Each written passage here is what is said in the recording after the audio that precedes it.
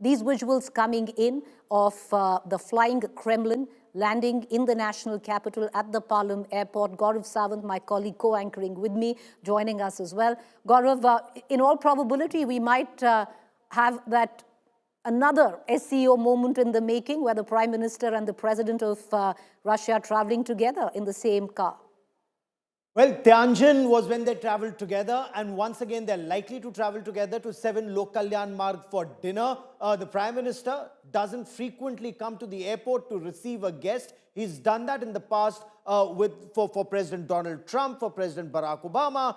He's done that for Prime Minister Shinzo Abe, late Shinzo Abe of Japan. He's done that for Sheikh Hasina. He's done that for the Crown Prince of Abu Dhabi twice.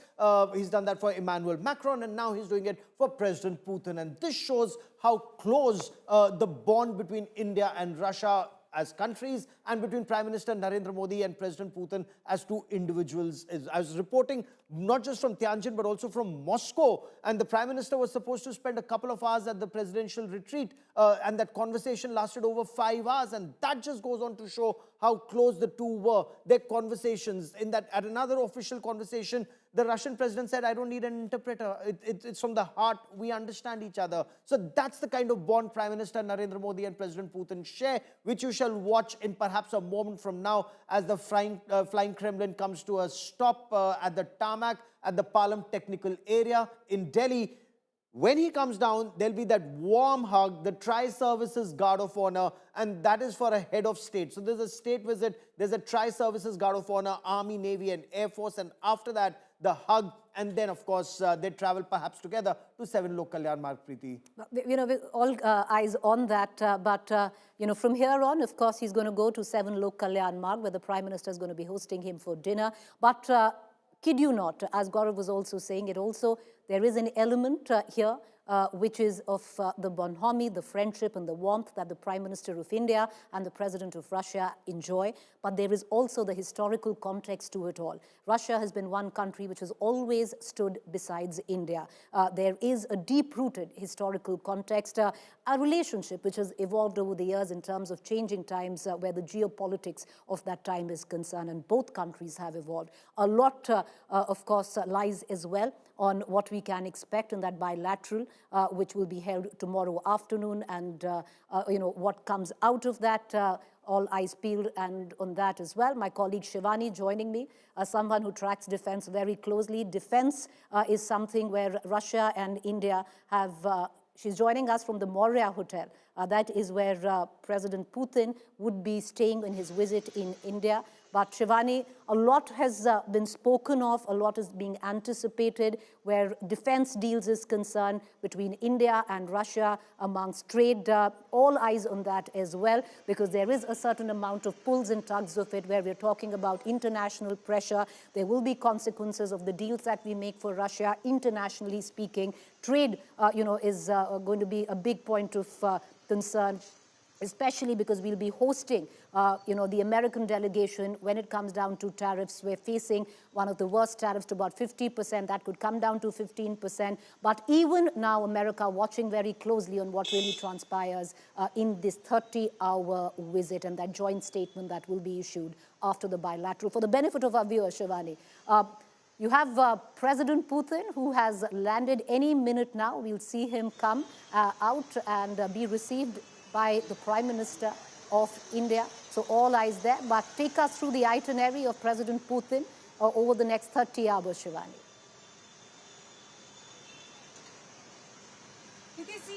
This is a moment, or a historic moment, in fact, where the Prime Minister has taken a departure from the protocol, and he's already there at the airport to welcome his friend more than a state head.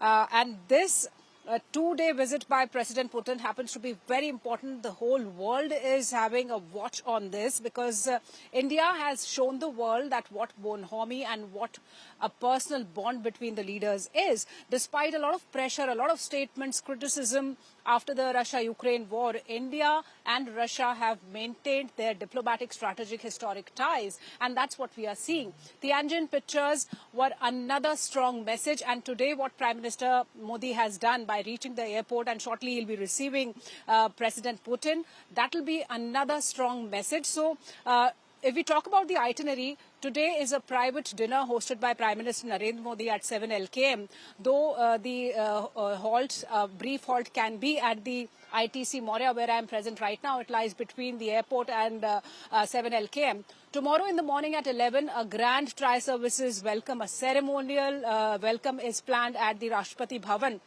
where he will be meeting the president, and then the bilateral will take place at the Hyderabad house, and later in the evening once again a grand dinner for President Putin and the delegation will happen at Rashtrapati Bhavan, and between that there will be the Indo-Russia summit that will take place at Bharat Mandapam. So a lot of engagements, certain private engagements, inaugurations also that have to be done by President Putin, but certainly this is going to be a very important visit. I'm right now here, and any moment now when President Putin comes out of his aircraft IL-96, which is also known as Flying Kremlin, so he will be heading towards this particular area where the security arrangements are at place, movements remain restricted, traffic is not being allowed after beyond a certain point.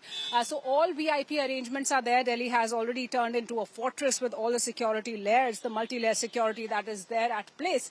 So when President Putin is here, we also know that the defense ministers of India and Russia are holding talks, and a lot is there when it comes to defense on the agenda. S-400 procurement, S-500 that has been offered, the technology transfer offer for Su-57 by the Russians, and bilateral ties, the exercises that India and Russia hold, the exchange, the reciprocal exchange of logistic support that has been agreed upon by the Duma, and what will be the impact on that. All those discussions are happening. So certainly a very important, a very packed visit by Russian President and the Defense Minister, and also all the delegates who are already here in the national capital. Important, packed, historic. You can roll all of that into one. We were speaking, like I said, there is a sense of aura mystery that is surrounded President Putin, a fair amount of palace intrigue. But India Today group had been chosen, for an interview that the top line networks had been vying for, the BBCs and the CNNs of the world, and India Today had landed that interview. President Putin, in a no-hold-barred, agenda-setting interview, has spoken to India Today back at the Kremlin, not the Flying Kremlin, but at the Kremlin, gave a detailed 90-minute interview, and that will air at 9 p.m. Mind you, the depth of that interview will lead to international headlines as well. This is not just from the perspective of India and the South Asia Pacific, but on a global level. This will definitely, of what I know, and I can give you an excerpt in that, President Putin has spoken about President Trump. He's spoken about the war in Ukraine. It's his first visit after the war in Ukraine. All right, so Sandeep and Gaurav, would you both want to come in? That door of the Flying Kremlin now open any moment from now. You'll have President Putin walk down, Prime Minister.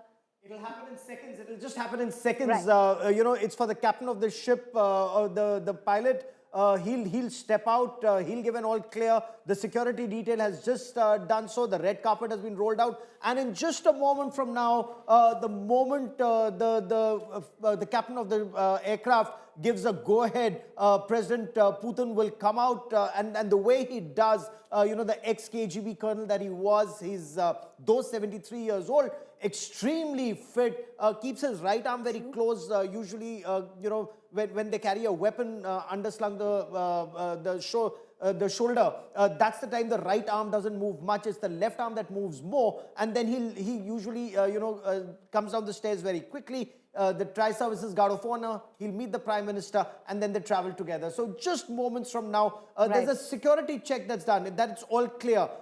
There are soldiers on top and on ground who give that all clear. They've checked the railing is firm, nothing is shaking, the red carpet has been rolled out, it's all clear, and only then the president steps out. Well, it's all clear, and the president going to step out any moment from now. Sandeep, in politics, especially also in diplomacy, optics tantamount to so much. Are we going to expect, the former KGB President Putin come down formally? Are we expecting a namaste? Because that in itself will be tomorrow's, the money shot for the evening, possibly.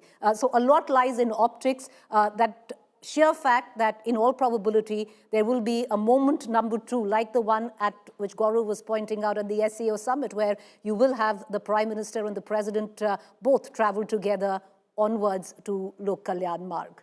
Well, absolutely, Preeti. And, it's just moments from now that we're going to see that moment that we've been waiting literally all day, if not all month. And it is going to be very warm.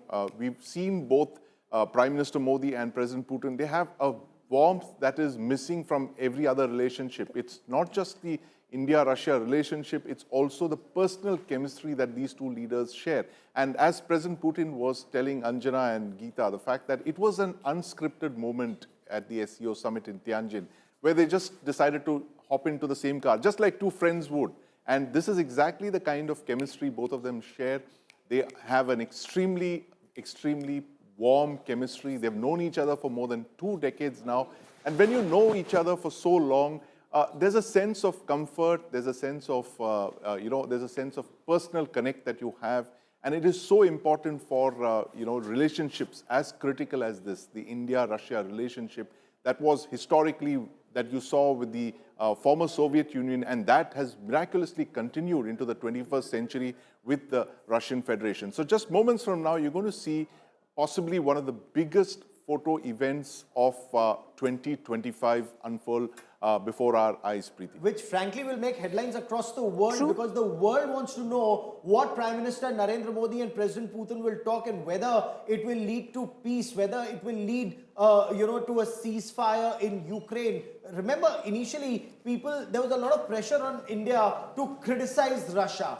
Now the pressure on India is to talk to Russia to ensure that there is a ceasefire. And that kind of indicates, Preeti, that even the West has realized that these are independent thinking countries. They keep their national interests supreme. The West cannot talk down to them. And there is some kind of a realignment of that opinion. By the way, President Putin has a huge business delegation that's traveling with him. The health minister of Russia has just met the health minister of India. The defense minister of Russia has just met the defense minister of India. So at various levels, this cooperation is on. The effort is to ensure that business to business cooperation, more access for Indian pharmaceuticals to Russian markets, more access to Indian agriculture to Russian markets. All of this is also on the agenda in these talks, Preeti. And that's going to happen because tomorrow after, the bilateral, the joint statement, you also have a meeting where the business heads of both countries would also be meeting at the Bharat Mandapam. So that's all on the card in the itinerary. But the enormity of this visit cannot, be mistaken, because viewers, this, of course, the interview at 9 p.m. Also is an agenda-setting interview that will lead to international headlines. But this visit comes in, the first visit to India after the Ukraine war. It is a tightrope walk where India is concerned, where diplomacy is concerned on multiple facets.